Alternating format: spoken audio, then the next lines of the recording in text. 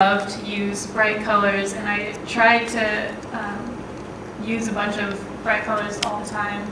And also in portraitures, I guess it's had a long history of just using just skin tone and just showing real life people. So I definitely wanted to stray away from that and incorporate more of just colorful. I'm also very inspired by posters from the 70s and 60s, how they have psychedelic and very, very, very colorful. So I just wanted to incorporate that aspect and use colors to kind of highlight people's features. Does your brother know that you painted it? Yeah, he did. he knew about it the entire time. And I also asked him to give me something that he performed during his recitals, so I could overlay during the time lapse portion. So that was him performing. If you didn't get that. Anyone else? We have time for one or two more questions. I'm curious if any of you want to talk about your relationship to your mentor and how that might have influenced your work or moved it in a direction you might not have expected or anything like that. It's to any of you. Okay, I'm Louise. So I am primarily a poet when I'm a writer. So I think and especially also when I'm performing, my instinct is to go to really abstract language or language that's kind of commanding. So just talking to the audience. And I got into Luis's office and he was like, "No, Michelle, concrete language. And it was so helpful. And and he said something. He said, the more you give the audience to kind of hold on to, the more that they can kind of get their head into their piece, but that's something you have to give them. And he was talking about sight, sound, smells, these things that you can put on the table and point at. And that was very, very helpful to me as I was writing this. And I think in many ways, it made the piece better. I still have a lot of work to do, but I'm definitely going to remember that for when I'm writing, so thank you.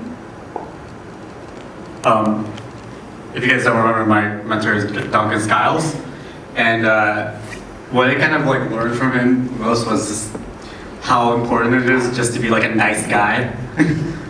Because he works for Green Card, and everyone there is really nice, and it's a community. And once I was working in his in the Green Card office, and he just sat down next to me and started talking to me for 15 minutes just about life. And I was just oh my god, I feel so good right now. People are interested in me. So it's just the importance of just being an open, nice person in this industry that's so harsh. And that's how you build a community. So my mentor was Shane Hope, and I mainly focus on just painting and drawing, and it was interesting exploring his different mediums that he used. He makes 3D prints out of molecular models and coding and technology. So it really inspired me to, I guess, explore other aspects of art and to use those and incorporate into things that I already do. And then also, he was saying to not impose a subject on your audience and to really define your work simply and let your audience make something out of it. And then afterwards, you can go into detail about it and stuff like that. But mainly this idea of a social experiment and using your audience to create different concepts of presenting your work and stuff like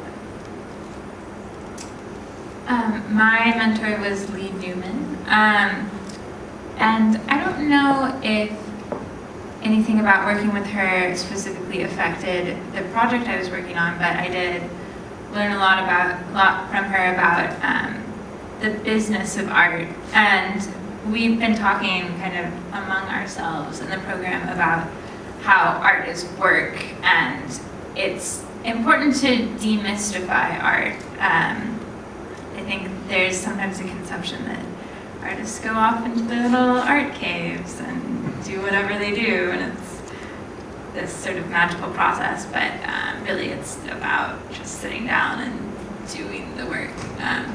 And I think my mentor is a really good example of that. So I was really lucky because Tanner literally helped me edit my screenplay. He has a lot of experience writing for screen.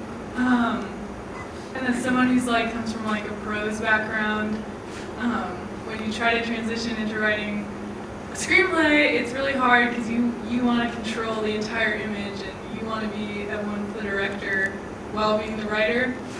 And so he just took a pen and edited the whole thing and cut out all the parts where I was trying to micromanage, which is obviously something that I couldn't see myself. I just, he could just, having that outside, pair of eyes was totally valuable and really rare. It's really hard as a writer, I found, to get people who you trust to read your work, but it's also the most important thing to cut back on the myopia. And just to add something with the mentors, so this was a very interesting hunt and find for the mentors because my background is as a dancer, so I was oh, we're gonna have dancers. I know who all they can be matched up with, and then I was okay, well we have writers, animators, visual artists, so that was outside of my personal network as the coordinator, so really reaching through the alumni network. Unique Cassim, who's an alum, introduced me to Shane, and then Matthew's husband is Luis, and he introduced us to Lee, and both Luis and Lee are Stanford alums. And then I have a friend, Baratunde, who introduced me to Tanner. And then Duncan, who is Anthony's mentor. I used to be an intern at Green Card Pictures when I first moved to New York and was editing. And me and Duncan stayed in touch, and that's how we became. So that's the behind the scenes network path of how the mentors got matched. And we were really, really fortunate that all of them jumped on board, not necessarily knowing what it was going to be. And it was really great to have individual attention with all the artists, especially since it's not necessarily my field of expertise, but knowing that within the network we can find it. Time check? I don't know about time. 10? Okay, it's 10. So we're done with the formal part of the Q&A. Eat more food, and we're going to be cleaning up as you do that. So thank you again so much for coming.